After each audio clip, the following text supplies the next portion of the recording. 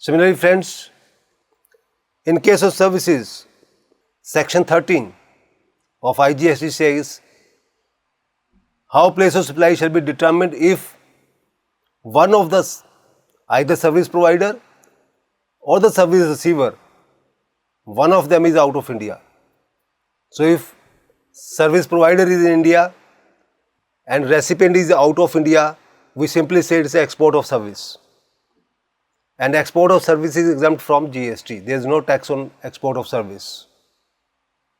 But there are other cases where recipient is in India and service provider is outside India. So, general rules of GST says location of the recipient of the service is the place of supply. Where recipient is located, place of supply will be defined accordingly and tax will be paid accordingly. But if location of the recipient is not available, location of supplier shall be considered. Then location of supplier shall be considered and accordingly tax will be defined. But again there are some exceptions to this rule and we will see these rules again one by one as we have done in case when supplier and recipient both were in India and properties were located different places and we distribute the tax. And here also general rule says as per the place of recipient, otherwise as per the place of the supplier. But there are again some rules for this GST purposes. And what are these? In case goods physically made available to service provider for some job work by the recipient of such service. It is some service related with goods made available to service provider.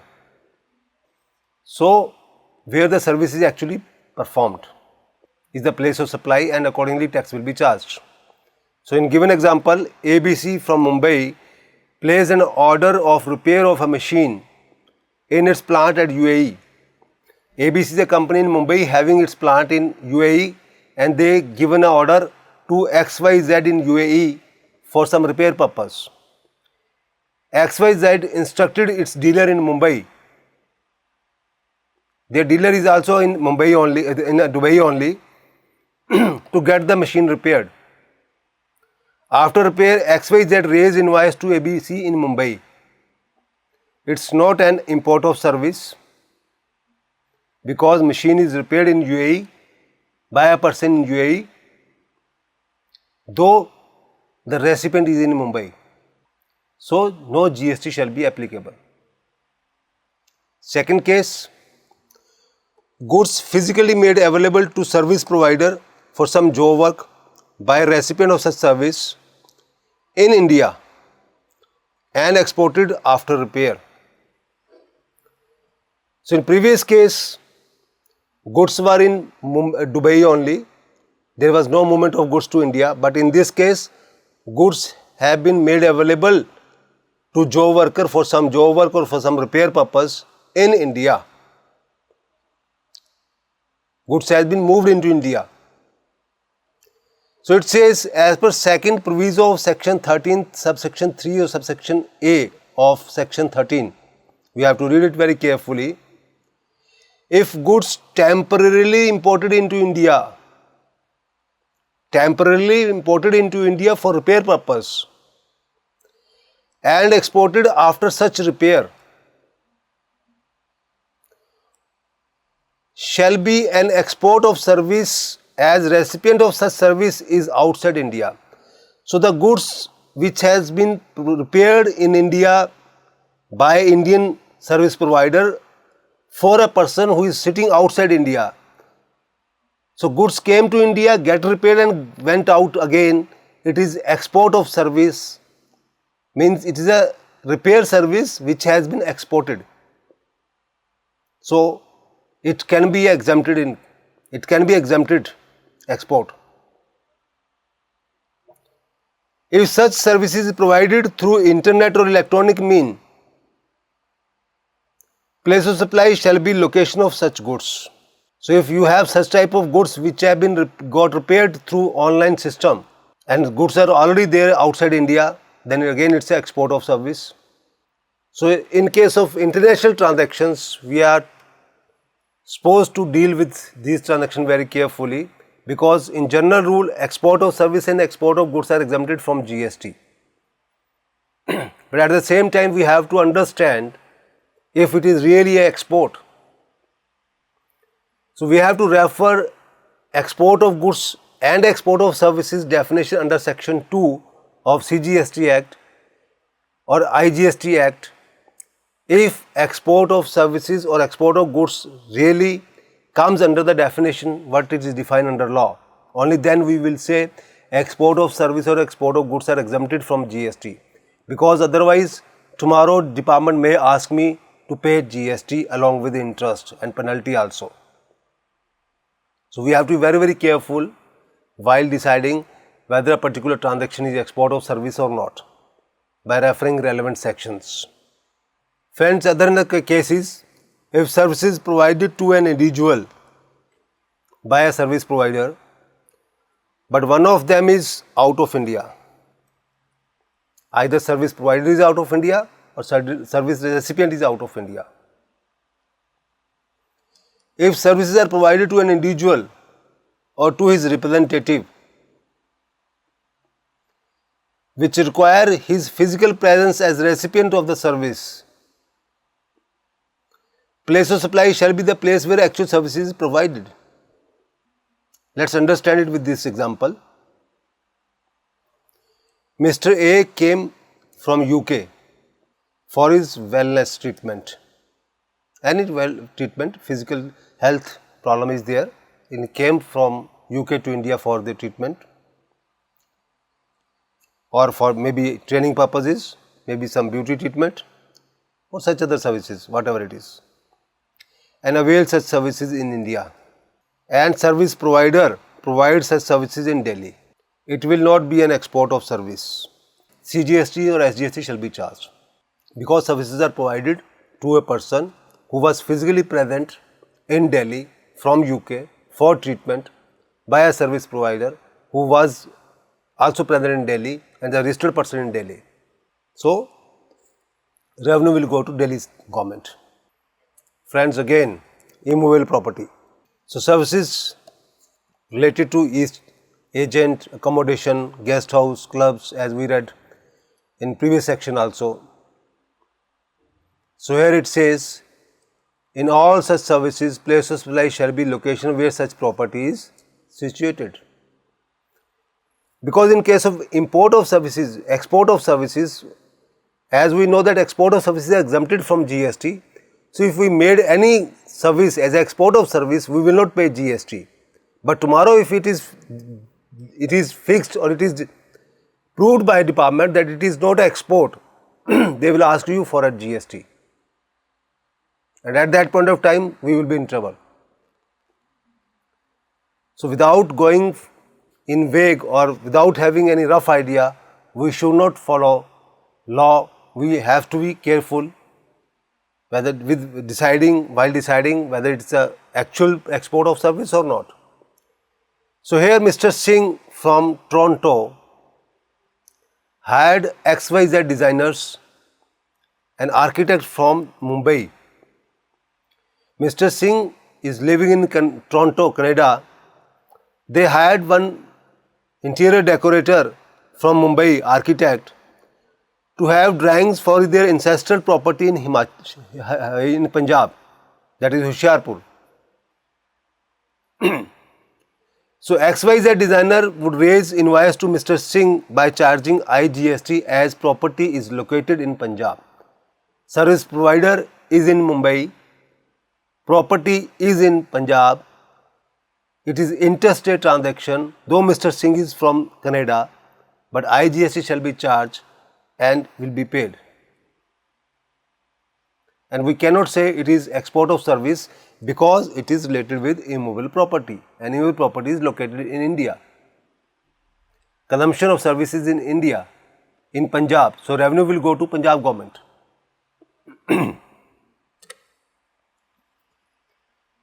Moving further, how place of supply shall be determined in case supply of services for admission of or organization of culture, artistic, sporting, scientific, educational institution programs in international market. Earlier we studied for cases where both organizer and the consumer both were in India. Here the scene is different now, where either supplier or the consumer is outside India. Section 13 IGST Act. In such services, place of supply shall be the location where such event organized. Same was there with some exceptions. Here also it says where the program was organized. ABC Entertainers Mumbai are engaged by Chamber of Commerce of Industry Punjab to have industrial fair in Dubai for providing logistics there. After fair, ABC Entertainer would raise invoice for export of services without IGST as place of supply is location of the event. So it is export of service.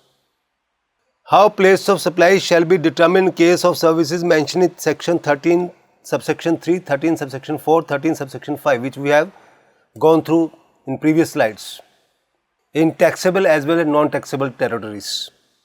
So we have to correlate with these previous slides when reading with section 13 subsection 6.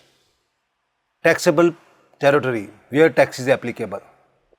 The event organizer from India are hired for an event in India, UK and Canada. Means one party who is organizing programs is hired by some person to organize events in India, in UK and in Canada, in different countries, including India. In that case, place of supply shall be India. Place of territory, taxable territory is India. So if service receiver or service provider is in taxable territory, that is India, then place of supply shall be decided accordingly and tax will be charged accordingly. So this transaction is subject to CGST, SGST.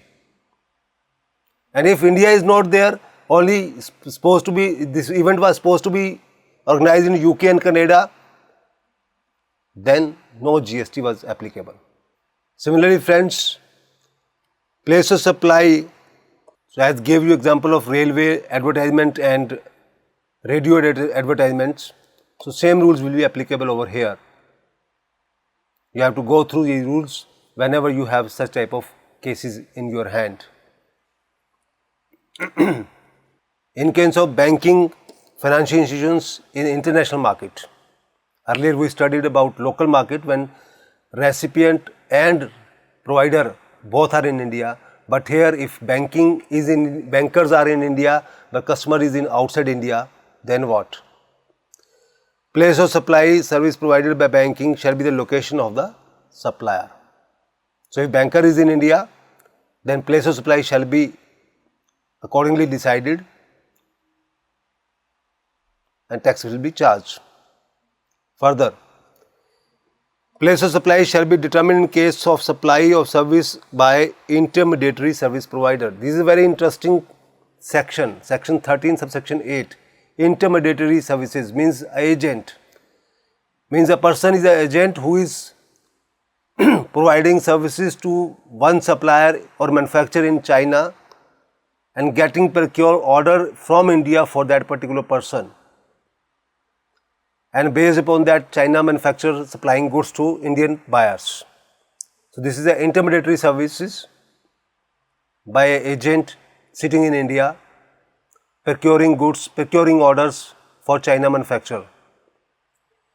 So law says in case of intermediary services, place of supply shall be the location of supplier. So means a person sitting in India procuring orders for China's manufacturer, means he is supplying goods, giving services in India, his place will be the place of supply.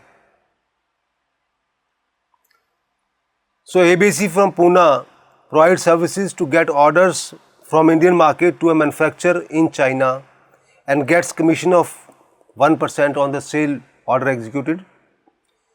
So he will charge CGST SD to the party because place of supply is where he is located. So he is located in Maharashtra, so revenue will go to Maharashtra government. Place of supply in case of hiring of vehicle, yacht, specific transactions are there. Very specific transactions, that's why GST becomes some complicated. Place of supply shall be location of the supplier, for where these items will be supplied to the recipient, and accordingly tax will be charged. The recipient may be in foreign country, but because service is provided in India by an Indian supplier for these items, vehicle means foreign party hired vehicle or yacht or aircraft for more than 1 month. Very specific transaction, tax will be paid accordingly. It is another case, interesting case. After so many debates, it has been amended also. How place of supply in case of supply of services or transportation of goods shall be determined where recipient or the supplier is out of India, means it's an international transaction.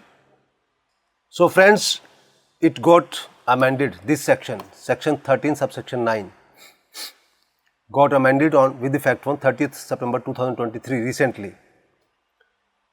Place of supply in case of supply of services of transportation of goods other than through mail and courier, only transportation of goods other than by rail or by courier, where recipient or the supplier is outside India, shall be destination of the goods. So where the goods will be received, dispatched, that place will be the place of supply, and accordingly it will be decided whether it is the export of service or not. So there was ambiguity in this provision, which was corrected later on. And what it says, next slide. Next slide it says, with effect from 1st October 2023 after amendment, it is hereby clarified that after the said amendment comes into effect, the place of supply of services or transportation of goods other than through rail and courier, in case where location of supplier of service means transporter, or the location of the recipient of the service means who has obtained these services is outside India, will be determined by the default rule under Rule 13(2), that is B2B transaction, place of supply shall be the place of recipient. Earlier what it was saying? Destination of the goods. But now it's saying place where recipient is placed.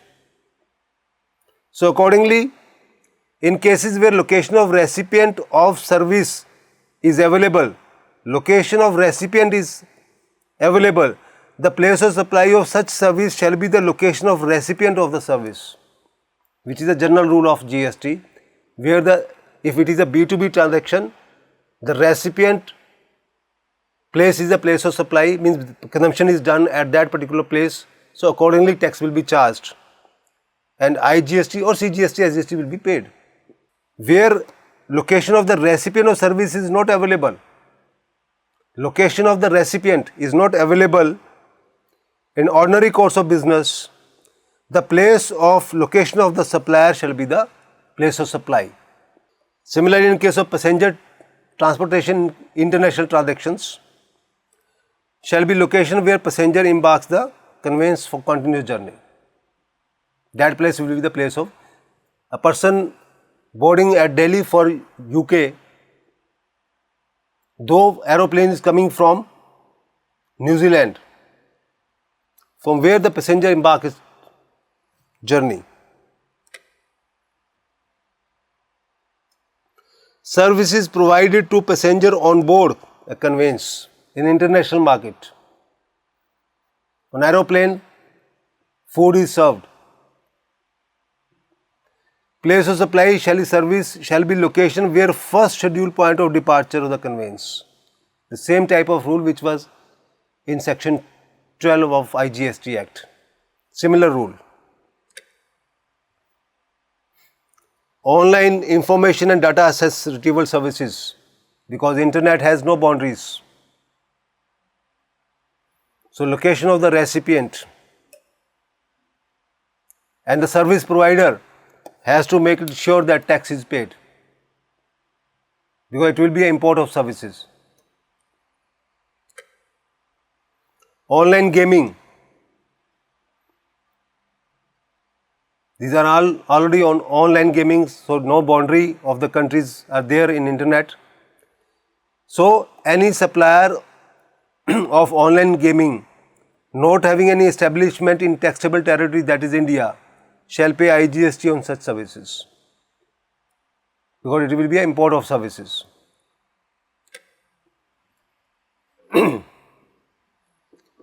These are new provisions inserted in GST later on regarding online gaming, and online gaming is 28% GST applicable, so it's a big source of revenue for the government. So it says, in such cases, the online gaming provider shall take single registration under GST with Bengaluru Commissionerate if they want to provide services in India. So this is a special provision for these people, those are providing online gaming in India, that they have to get themselves registered with Commissionerate of the Central Tax, Bengaluru West. And then accordingly transaction will be taxed and will be paid to the government of India, means to the respective states. Non-taxable online recipient is another new concept. Non-taxable online recipient means what? New definition with effect from 1st October 2023 inserted under GST, and it says non-taxable online recipient means any unregistered person receiving online information and data received. So any person like me, you and others, those are getting information online, and we are not registered under GST, normal consumer, we are non-taxable online recipient.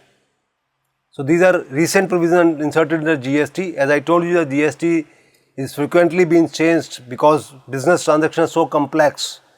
So it is very difficult to map each and every transaction with provisions of the law. So there are some specific provisions for specific industry or a transaction.